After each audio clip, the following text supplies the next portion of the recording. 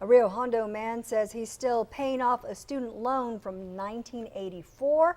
The problem is, he claims he never took it out.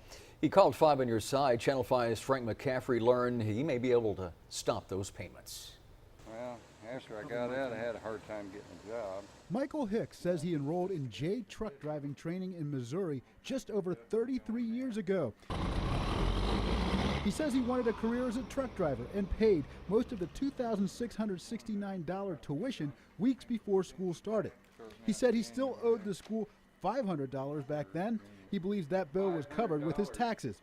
On the first day of class, he was instructed to go to a school representative to tear up paperwork for a loan.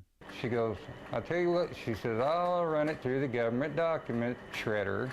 She says, it shreds 2 ways.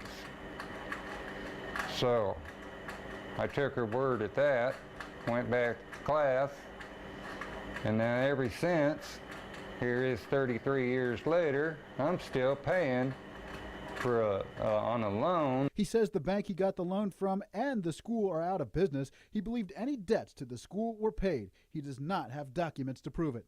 If they got to give it to me, then they're not going to give it to me because they would rather charge me for it. Yeah.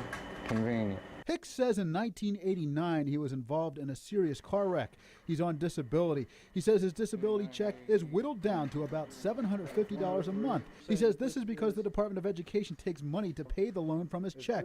The amount taken out from his monthly check in January of this year was $124.30. He says he checked this year and his debt with interest added up to over $7,000.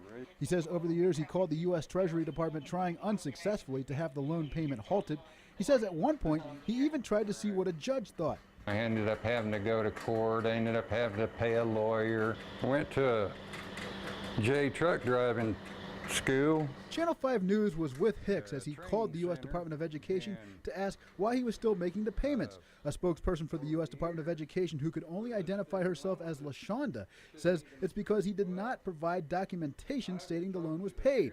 The advisor told Hicks he has options to get the payment stopped through the Department of Education Permanent Disability Unit. If you are permanently disabled, you can go through that unit again and contact them and let them know that you are still permanently disabled and you would like to apply to have the loan discharged. Hicks says he's okay with calling the number LaShonda provided to recertify himself with the Department of Education as having a total and permanent disability. According to the Department of Education, if his application is approved, he will not have to make monthly payments from his disability check.